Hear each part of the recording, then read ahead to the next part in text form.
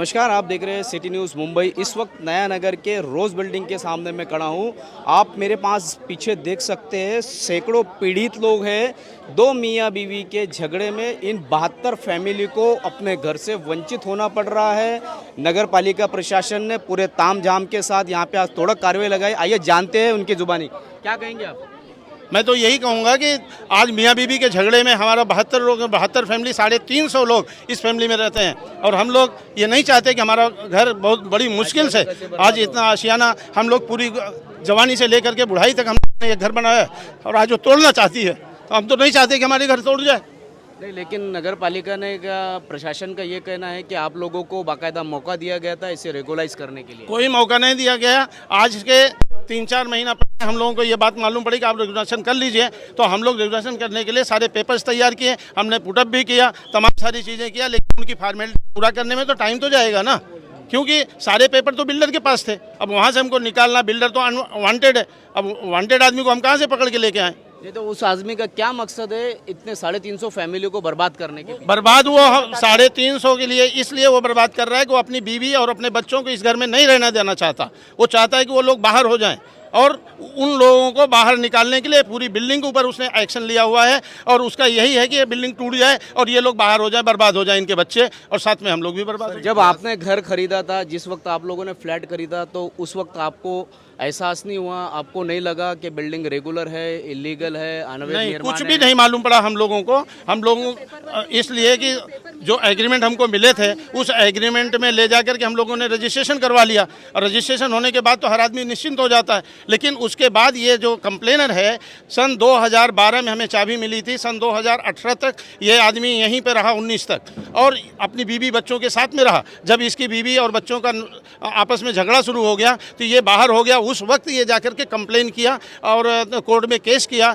Builder के through. उसके बाद काफ़ी दिन तक ये केस चलता रहा, तब हम लोगों को मालूम पड़ा कि ये बिल्डर ने हम लोगों के साथ में इतना बड़ा धोखाधड़ी किया हुआ है। लेकिन अभी आप शायद सोसाइटी में कुछ है, मेंबर है हम या मेंबर फिर हैं, या मेंबर हैं। Chairman secretary? हम मेंबर हैं। उन लोगों ने क्यों, नगर पालिका ने अगर आपकी अर्जी को नाकार दिया, उसे रद्द किया, तो उसके खिलाफ अपील क्यों नहीं की और कोर्ट से स्टे लेने की कोशिश क्यों नहीं की? नहीं, लोअर कोर्ट में इसका केस चालू है।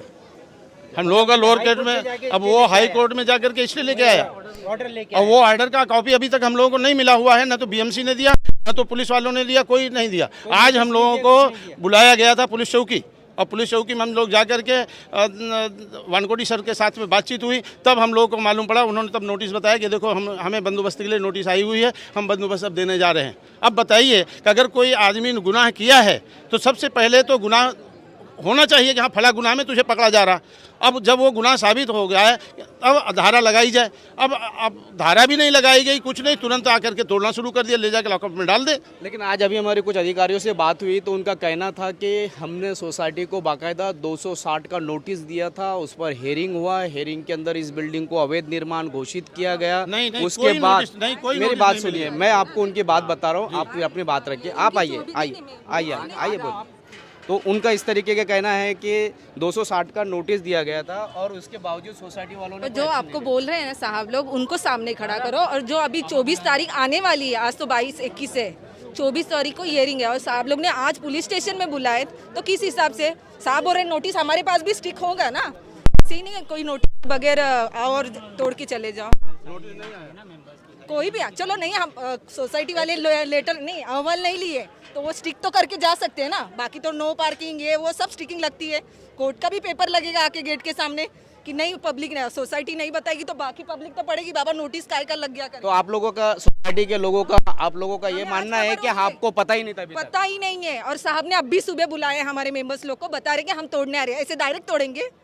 इतिहास गवाह रहा है, चाहे मुंबई की कोका कोला बिल्डिंग हो या महाराष्ट्र के मुलुंड का इलाका हो या महाराष्ट्र के घाटकोपर का इलाका। अगर हम देखेंगे तो और जो घाटकोपर जैसे इलाके हैं वो आधे से ज़्यादा फॉरेस्ट पे बने हुए हैं। जब फॉरेस्ट जैसी जगह को, जो कि आप उस पर कोई भी तरीके का एक्शन नहीं कर सकते और उसके बावजूद भी उन बिल्डिंगों को रेगुलाइज कर दिया गया। ये तो बाकायदा रेजिडेंशियल एरिया में 3-3 माले की और 4-4 माले की बिल्डिंगें ग्राम पंचायत की बनी हुई थी। आज मीरा भाईंदर महानगर पालिका है, लेकिन अगर आज से 10 साल पहले देखेंगे तो ये महानगर पालिका नहीं था, ये नगर पालिका था। और नगर आज उससे भी 10 साल पहले देखेंगे तो ये ग्राम पंचायत था। तो जो ग्राम पंचायत के टाइम की बिल्डिंगें बनी हुई हैं 3 माले की और 4 माले की, तो उनको तो ग्राम पंचायत के टाइम का ही परमिशन मिला हुआ है। अगर वो डेवलपमेंट करते हैं तो डेवलपमेंट म्यूनसिपल कॉर्पोरेशन के अकॉर्डिंग करते हैं, और म्यूनसिपल कॉर्पोरेशन की गाइडलाइन है बीएमसी की कि कभी भी कोई बिल्डिंग बनती है तो जब प्लिंथ बनती है तो 2 लोग आते हैं, वो चेक करते हैं कि प्लिंथ बराबर है कि नहीं। 30 साल पुरानी बिल्डिंग है ये 30 साल जूनी बिल्डिंग है। आज आप 30 साल पुराना रिकॉर्ड उठा के देखिए। 30 नहीं साल बनी, अभी जो बनी है ये कितने साल पहले बनी? इसको ये बने 10 साल, जो 12-13 साल हो गए, 12-13 साल हो गए हैं इसको बने हुए, बिल्डिंग को बने हुए 12-13 साल हो गए। तो 12-13 साल से ठीक है, एक का किसी का इंडिविजुअल केस है, लेकिन हमारी सोसाइटी ने तो लोअर कोर्ट में पूरा केस डाला हुआ है। और वो इंडिविजुअल केस अपने इंडिविजुअल पर्सनल चीज़ों को अगर पूरी बिल्डिंग पे लेके आना चाहता है और पूरी बिल्डिंग के रहवासियों को परेशान करना चाहता है, तो ये किसी तरीके का इंसाफ नहीं है। हमें इंसाफ मिलना चाहिए। सब लोगों से प्रॉपर्टी टैक्स क्यों लिया जा रहा है? प्रॉपर्टी टैक्स तो ये लैंड का ही है ना, क्यों टैक्स लिया जा रहा है? क्यों हमसे स्टैम्प ड्यूटी या रजिस्ट्रेशन लिया जा रहा है? उसी टाइम बोल देगा नगर पालिका कि इलीगल बिल्डिंग है भाई। जब वहाँ पे स्टैम्प ड्यूटी नहीं भरेंगे, रजिस्ट्रेशन नहीं होगा, तो लोगों को मालूम पड़ेगा बिल्डिंग इलीगल है। आप पूरा पैसा भर रहे हैं, हर साल आपको लाखों रुपए जा रहा है यहाँ से प्रॉपर्टी टैक्स। तो प्रॉपर्टी टैक्स किस बात का? मतलब प्रॉपर्टी टैक्स भी लेंगे और लोगों को तो रास्ते पे भी लेके आएंगे, क्या मतलब होता है? तो जो फुटपाथ पे जो रहते हैं और जो बिल्डिंग में रहते हैं सेम है। मतलब इसको बना दिया, यूपी बना दिया क्या? यहाँ पे योगी की सरकार है क्या? यहाँ पे क्या आया बिल्डिंग तोड़ दो, यहाँ पे एक आदमी ने गलती किया, बिल्डिंग बुलडोजर लगा दो यहाँ पे। हम भी बताते हम क्या कर रहे हैं आगे का प्रोसेस।